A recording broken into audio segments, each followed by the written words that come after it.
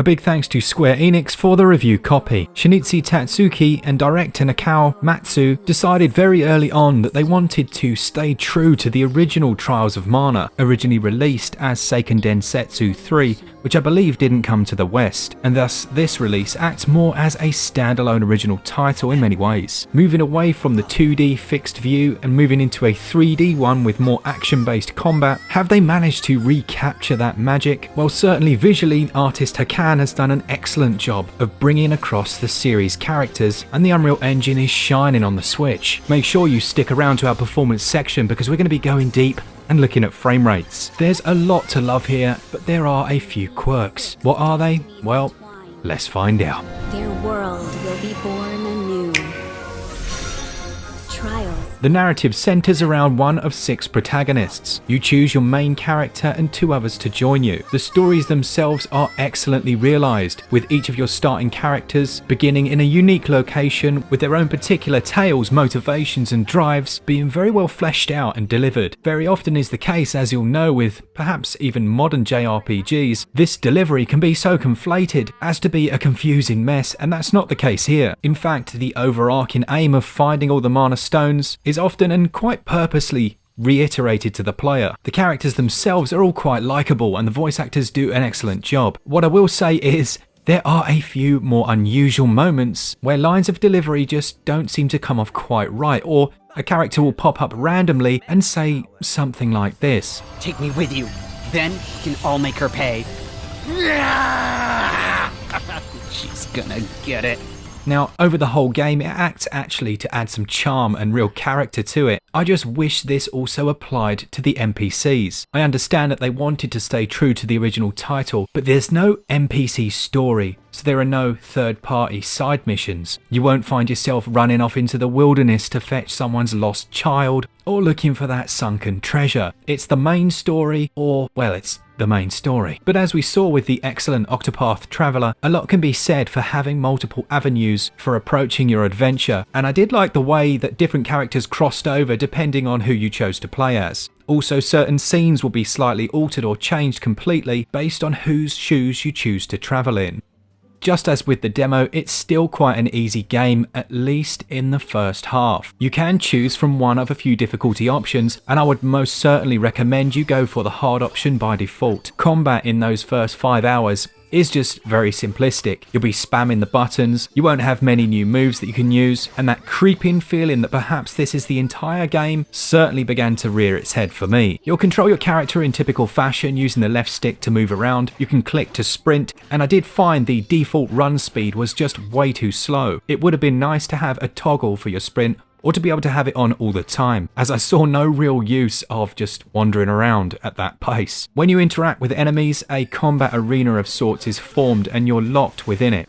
If you wish to escape, you have to run against the edge for a certain period of time without being hit, and then you'll escape. Using just a light and heavy attack, you'll be stringing together a number of combinations and clicking in the right stick to lock onto your targets to gain critical damage if you can get round behind them. Many of these, the more powerful ones, will have a shield of sorts which can be broken down before you'll be able to do damage. The main strategic move you're going to have to master as a player is the dodge roll. Often on the floor you'll see a red marker that gradually expands until an enemy releases a devastating attack. It gives you a few moments to quickly roll out of the way.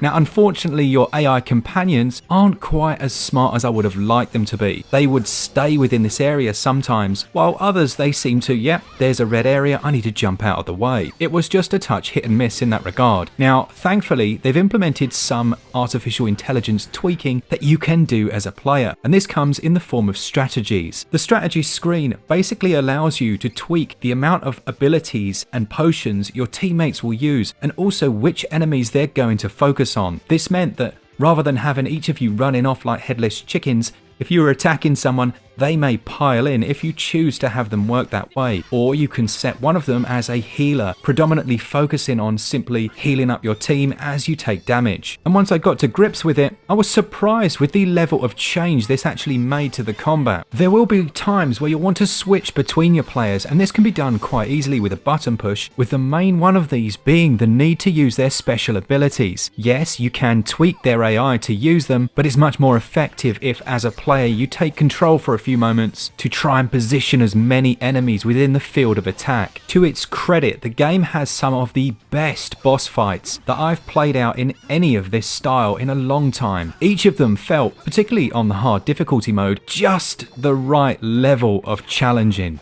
There were times when my entire team would be knocked down and I'd have one person left, dodge rolling all over the place, and when you've got that killing blow, when there's a sliver of health remaining on both yourself and the boss, it's very satisfying indeed. You'll have numerous potions, items and abilities that you can use, but when it comes down to it with Trials of Mana, what really matters is player skill and timing, and it really pleases me to be able to say that. You won't be alone for the ride. You'll be able to pick 2 companions at the start of your travels, and depending on who you pick, these are introduced to the story as you play quite naturally. And again, in terms of story, you're given the choice as to whether you want to replay their opening sections, or if you prefer, they can give a much quicker narrated comic book style cutscene. I think this was a brilliant idea. So often in titles you're introduced to new characters but you have no affinity and connection with them. This way, as a player, I got to choose how deep I wanted to build that initial bond, or whether I wanted it to play out naturally throughout the game. A really nice choice and a subtle tweak to the formula. As you defeat enemies, you'll gain experience points which you'll then use in quite a standard way to level up your characters. You can then distribute these points into certain pools such as strength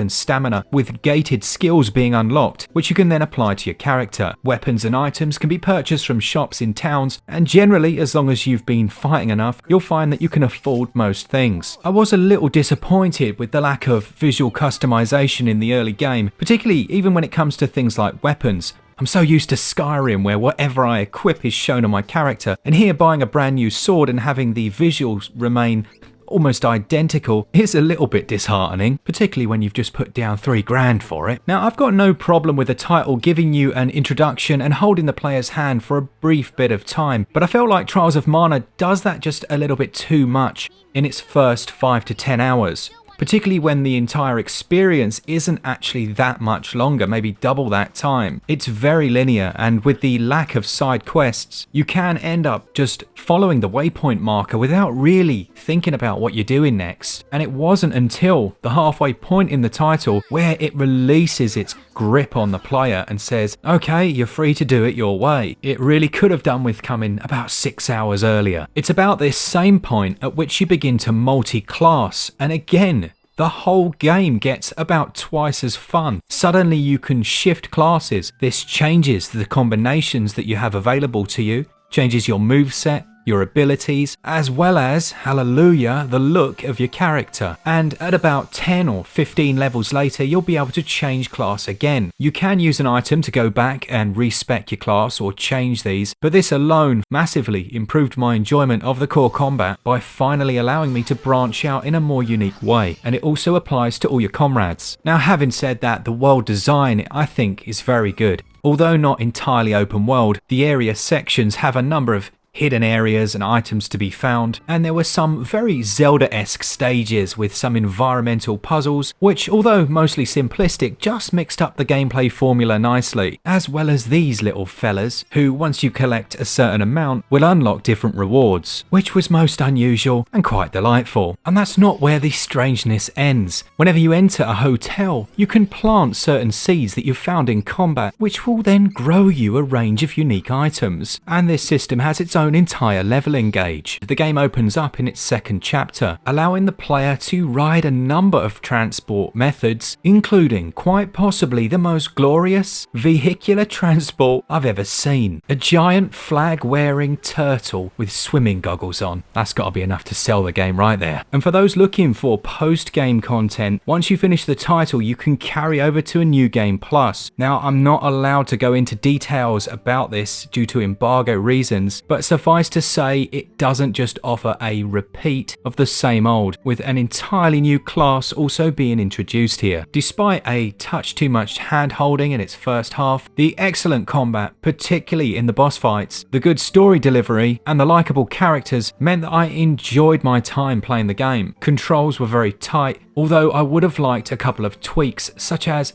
allowing the player to auto run or letting me remap the lock-on button from the right stick to the left. Just minor things, but minor things over quite a long title can become a little irritating. Gameplay for me overall scores 17 out of 20, and the controls also receive 17 out of 20. The game looks visually lovely, and the Unreal Engine is used to good measure. Thankfully, the visual quality in terms of the crispness and sharpness seems to hold up nicely on the Switch, both in docked and handheld. But the most important aspect and element of any action-based RPG has to be the performance.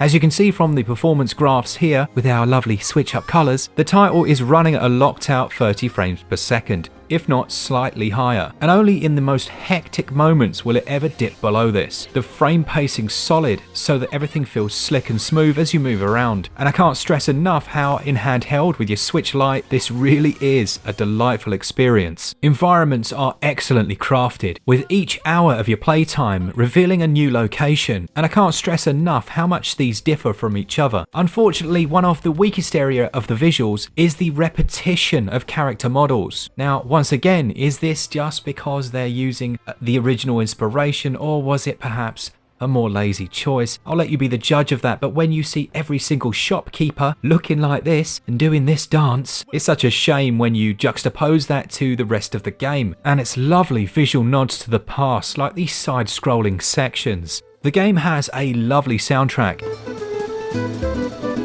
Now, it was originally composed by Hiroki Kikuta, who has worked closely with the developers on this title. Some of the originals have been fully orchestrated, but fans of the original will be delighted to hear that the original tracks are available. My only and really my main gripe with the soundtrack is some songs in particular have such a small loop and can be very repetitive.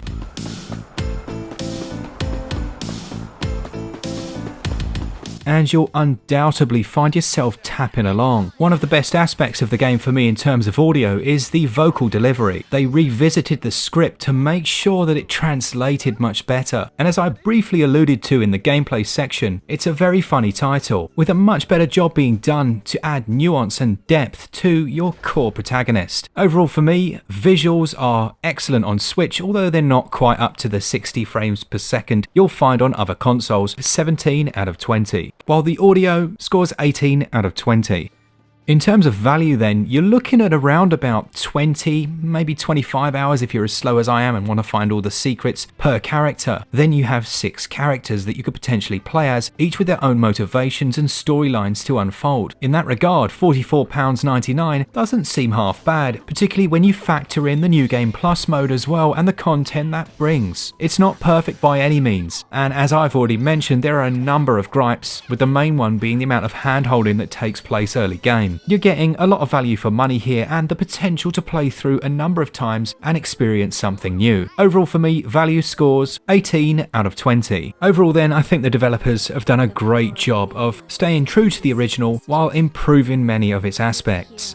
I was really worried going in how easy the game was going to be, but thankfully with the hard difficulty mode, while the day-to-day battles are nothing to write home about, those boss fights, my goodness, they really are enjoyable. Let me know down in the comments if you'll be picking this one up. A big thanks to the developers for the review copy. Sorry the review was so long, it's one of those massive games and it's difficult to squeeze everything into like, I don't know, a couple of minutes. Thanks to our patrons who support us each and every month, and as always, for all things Switch, all the time, keep it Switch up. Cheers guys, see ya!